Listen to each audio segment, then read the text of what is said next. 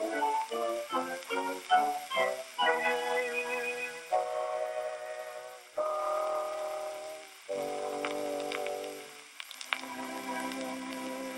the Japanese attacked Pearl Harbor, our West Coast became a potential combat zone. Living in that zone were more than 100,000 persons of Japanese ancestry, 2/3 of them American citizens, 1/3 aliens. We knew that some among them were potentially dangerous.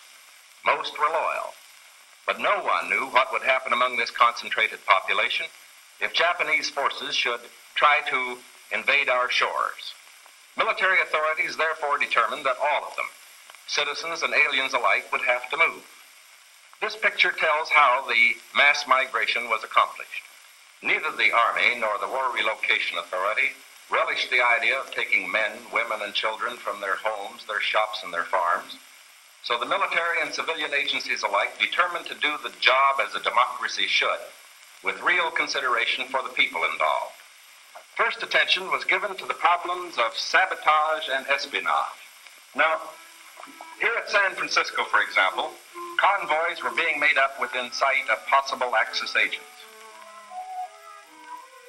There were more Japanese in Los Angeles than in any other area. In nearby San Pedro, houses and hotels occupied almost exclusively by Japanese were within a stone's throw of a naval air base, shipyards, oil wells. Japanese fishermen had every opportunity to watch the movement of our ships. Japanese farmers were living close to vital aircraft plants.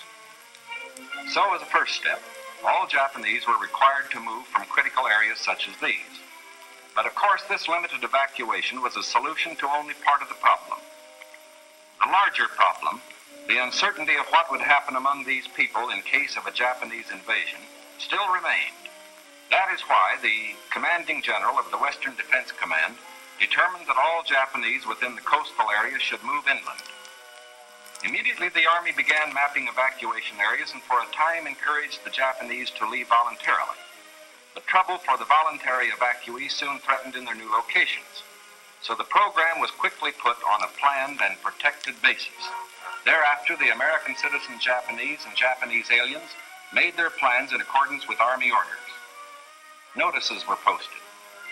All persons of Japanese descent were required to register. They gathered in their own churches and schools, and the Japanese themselves cheerfully handled the enormous paperwork involved in the migration. Civilian physicians made preliminary medical examinations. Government agencies helped in 100 ways. They helped the evacuees find tenants for their farms. They helped businessmen lease, sell, or store their property. Now, this aid was financed by the government, but quick disposal of property often involved financial sacrifice for the evacuees. Now the actual migration got underway. The Army provided fleets of vans to transport household belongings and buses to move the people to assembly centers. The evacuees cooperated wholeheartedly. The many loyal among them felt that this was a sacrifice they could make in behalf of America's war effort. In small towns as well as large, up and down the coast, the moving continued.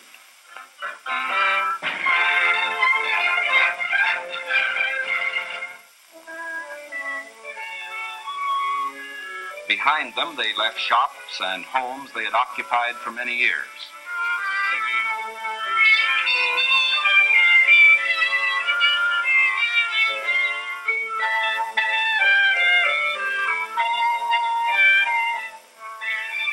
Their fishing fleets were impounded and left under guard. Now they were taken to racetracks and fairgrounds where the Army almost overnight had built assembly centers.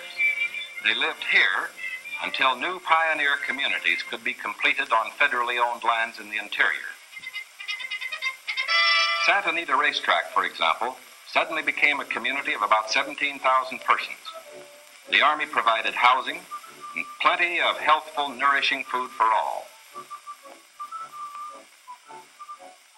The residents of the new community set about developing a way of life as nearly normal as possible. They held church services, Protestant, Catholic, and Buddhist. They issued their own newspaper, organized nursery schools, and some made camouflage nets for the United States Army.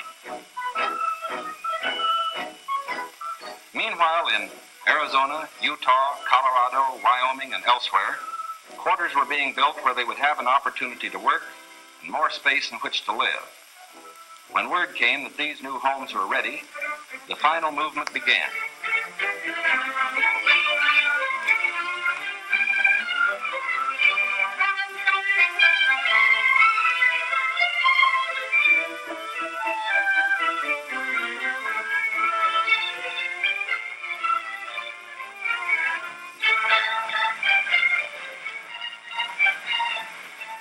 At each relocation center, evacuees were met by an advance contingent of Japanese who had arrived some days earlier and who now acted as guides.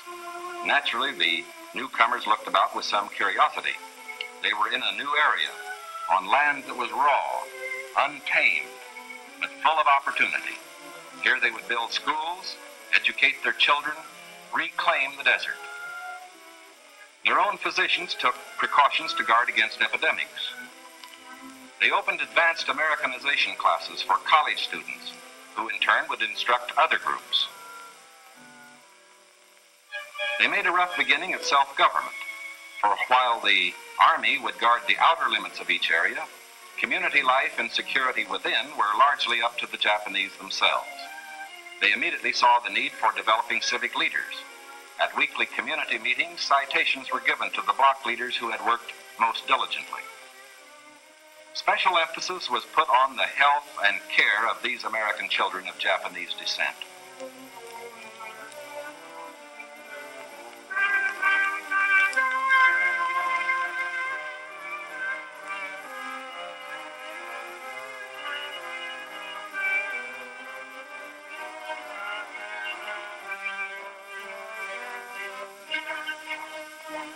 Their parents, most of whom are American citizens, and their grandparents, who are aliens, immediately wanted to go to work.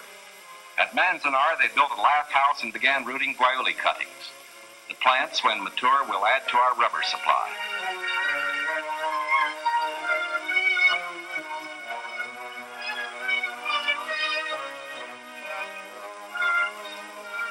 At Parker, they undertook the irrigation of fertile desert lands.